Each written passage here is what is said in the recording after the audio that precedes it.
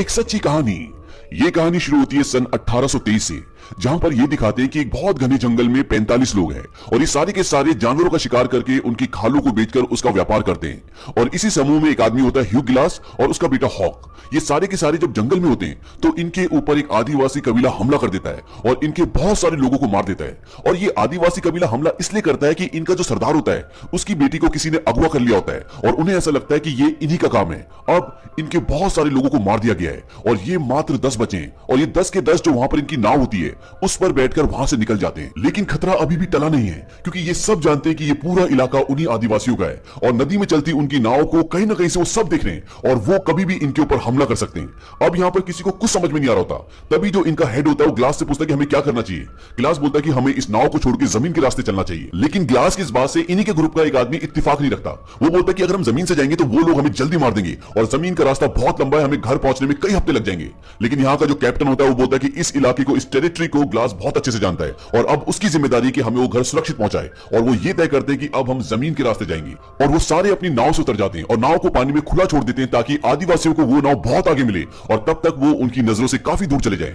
उतरने के बाद ये अपनी सारी की सारी खालें पत्थरों के नीचे छुपा देते हैं ताकि भविष्य में कभी ये दोबारा इस जगह पर आए तो इनकी खालें इन्हें मिल जाए। और अब ये सारे के सारे जंगल के रास्ते चलना शुरू करते हैं। और यहाँ की एक और बहुत बड़ी समस्या ये होती है कि यहाँ की ठंड बहुत खतरनाक होती है और ठंड का मौसम आने वाला है। इनका रास्ता कई हफ्तों का है और इन्हें उस ठंड का सामना करना पड़ेगा। लेकिन इनके पास अब और कोई चारा नहीं है, इसीलिए सब उस ठंड का मुकाबला करने के लिए तैयार हैं। और अब ये सारे के सारे उस घने जंगल के रास्ते चलना शुरू करते हैं। रात होती है और ये सब जंगल में सो जाते हैं और अगली सुबह ये दिखाते हैं कि इनकी नाव छोड़ने का जो फैसला था वो बिल्कुल सही था, क्योंकि आदिवासी इनकी नाव तक पहुंच जाते हैं और आदिवासी देखते हैं कि नाव में कोई भी नहीं है। वो समझ जाते हैं कि ये पैदल जंगल के रास्ते घर जाने की कोशिश कर रहे हैं। तभी उन्हीं आदिवासियों में से एक आदिवासी बोलता है कि उनके पैरों के निशान हमें उत्तर की तरफ जाते हुए मिले और ये सारे आदिवासी ये फैसला करते हैं कि ये सब उनके पीछे उत्तर की तरफ जाएंगे। अब आदिवासी इनके पीछे जो मारना चाहते हैं और ये लगातार उत्तर की तरफ बढ़ते चले जाते हैं। पूरा दिन पैदल चलने के बाद रात को ये एक जगह अपना डेरा जमा लेते हैं। सुबह सबसे पहले ग्लास उठ जाता है, वो अपनी बंदूक उठाता है और जंगल में टहलने के लिए चला जाता है। तभी उसे ऐसा लगता है कि उसके आसपास कोई है और ग्लास एकदम सतर्क हो जाता है और उसे सामने भालू के कुछ बच्चे नजर आते हैं। इससे पहले कि ग्लास वहां से निकल पाता, भालू उस पर हमला कर देता है। ग्लास की बंदूक गिर जाती है और भालू उसे बुरी तरह से जख्मी कर देता है। ग्लास बुरी तरह जख्मी हो चुका है। भालू उससे थोड़ा सा दूर जाता है और ग्लास बड़ी मुश्किल से अपनी बंदूक उठा लेता है। लेकिन भालू एक बार फिर ग्लास पे हमला करता है, लेकिन इस बार हमला करने से पहले ग्लास भालू के गोली मार देता है। लेकिन एक भालू है, बहुत शक्तिशाली है, इसलिए उसे उस गोली का ज्यादा असर नहीं होता और अब वो ग्लास को लगभग अधमरा कर देता है और एक बार फिर वो उससे दूर चला जाता है। ग्लास के पास एक चाकू होता है, वो बड़ी मुश्किल से उस चाकू को निकालता है। हालांकि भालू भी अब थोड़ा सा लड़खड़ा चुका है, लेकिन एक बार फिर तीसरी बार वो ग्लास पे हमला करता है और जब भालू ग्लास को मार रहा होता है तो ग्लास भी लगातार उसको चाकू मारता है और वो दोनों एक ढलान से लुढ़कते हुए नीचे गिर जाते हैं और वो भालू ग्लास के ऊपर आके गिर जाता है। लेकिन भालू मर चुका है और ग्लास भी लगभग मर ही चुका होता है, क्योंकि भालू ने उसका गला पूरी तरह से फाड़ दिया है और उसे बहुत गहरे गहरे घाव दिए और वो दर्द से करारा होता है।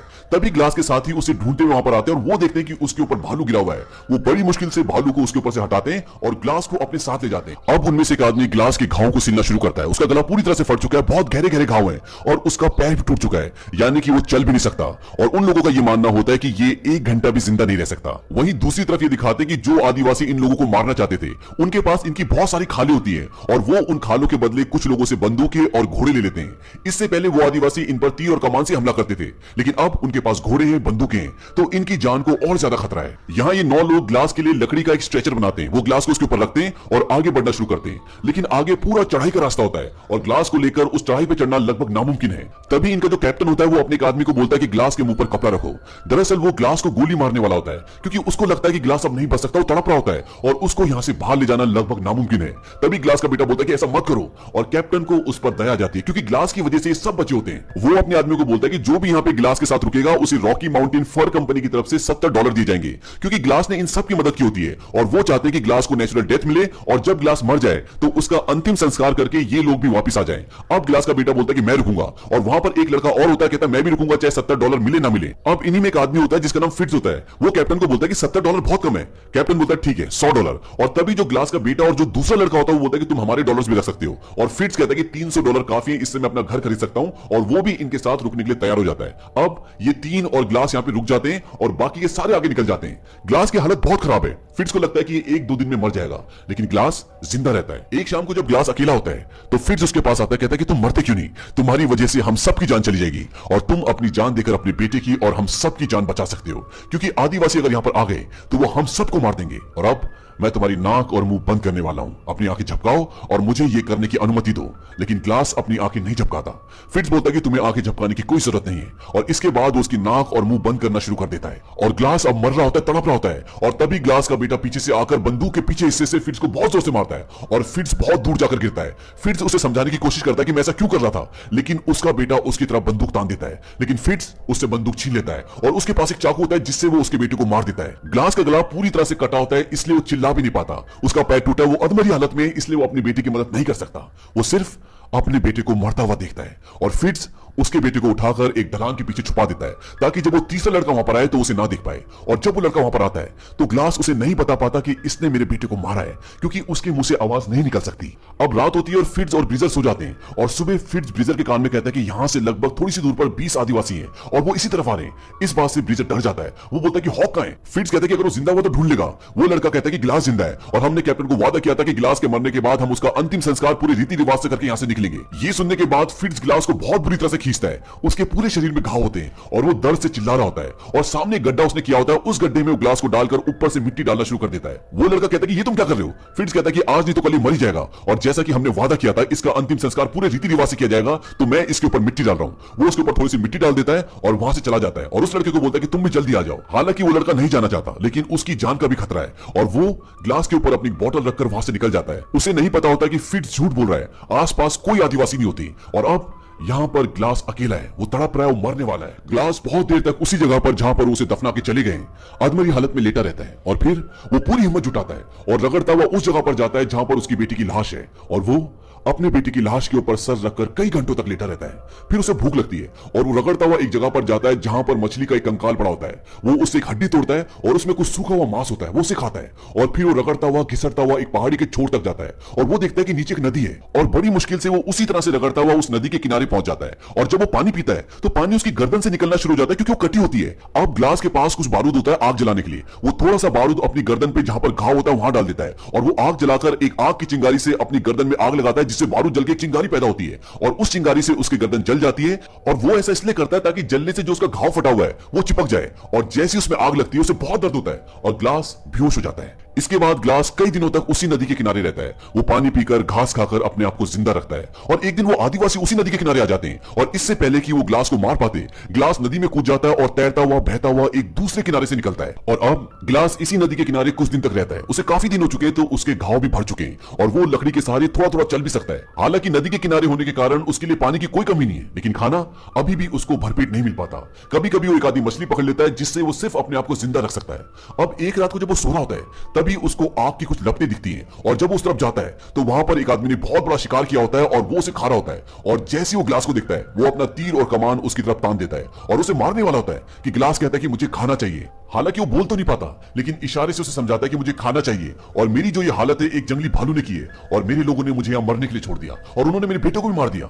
और ये जो आदमी होता है इसके पूरे परिवार को, इसके पूरे गांव को भी लोगों ने जला दिया होता है, मार दिया होता है। वो उसे खाना देता है और कहता है कि तुम मेरे साथ ट्रैवल कर सकते हो, और इसके बाद वो दोनों आगे का सफर तय करते हैं। और इस आदमी के पास एक घोड़ा भी होता है, इसलिए इनका सफर आसान हो जाता है। वहीं दूसरी ओर फिट्ज और वो लड़का जो यहाँ पर ग्लास को मरने के लिए छोड़ गए थे, जब वो रास्ते में जा रहे होते हैं तो उस लड़के को फिट्ज की बातों से ये पता चल जाता है कि वहां पर कोई भी आदिवासी नहीं था, और फिट्ज ने ये झूठ बोला था ताकि वो अपनी जान बचा सके।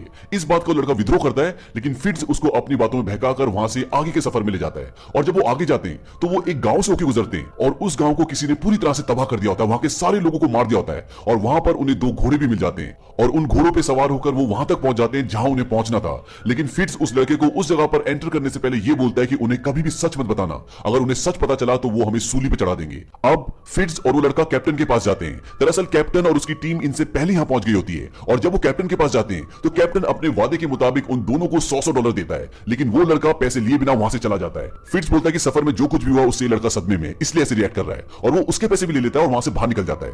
दरअसल उस लड़के को कहीं ना कहीं दिल में गिल्ट होता है कि उन्होंने वो काम किया था जो उन्हें नहीं करना चाहिए था। वहां दूसरी तरफ ग्लास बर्फ में उस आदमी के साथ आगे का सफर तय कर रहा होता है, और तभी बर्फ का तूफान शुरू हो जाता है। ग्लास बीमार है, उसके घाव सड़ रहे हैं और इस वजह से वो बेहोश हो जाता है। इसके बाद वो आदमी ग्लास के लिए एक लकड़ी का छोटा सा झोपड़ा बनाता है और ग्लास के सारे कपड़े उतारकर उसे उसके अंदर रख देता है और उसे चारों तरफ से ढककर सामने आग जला देता है ताकि उसको गर्मी मिल सके। और ग्लास जब सुबह उठता है तो चारों तरफ देखता है कि वो आदमी कहीं भी नहीं होता, और जब वो थोड़ी सी आगे जाता है तो देखता है कि किसी ने उस आदमी को फांसी लगाकर पेड़ पे लटका। वहां से भागने के बाद रात ग्लास एक पेड़ के नीचे गुजारता है, और जब सुबह होती है तो वो देखता है कि वो आदिवासी उस तक पहुंचने वाले हैं। वो एक दो आदिवासियों को गोली मारता है और घोड़े पर बैठकर भाग जाता है, लेकिन अब उन आदिवासियों के पास भी घोड़े हैं, इसलिए वो घोड़े के साथ उसका पीछा करते हैं। और सामने एक पहाड़ होता है और नीचे खाई होती है, लेकिन ग्लास अब रुक नहीं सकता क्योंकि अगर वो रुकेगा तो वो उसे गोली मार देंगे। इसीलिए ग्लास घोड़े के साथ उस खाई से गिर जाता है और नीचे एक पेड़ से टकराता हुआ सीधा बर्फ में गिरता है। घोड़ा गिरने से मर जाता है, लेकिन ग्लास अभी भी जिंदा है। लेकिन भले वो इस पहाड़ से गिर के नहीं मरा, लेकिन वो ठंड से नहीं बच सकता, क्योंकि अभी तक जिस भालू की खाल को ओढ़कर वो इस ठंड में बचा था वो खाल वहीं छूट जाती है। और ठंड से बचने के लिए घोड़े के पेट को काटता है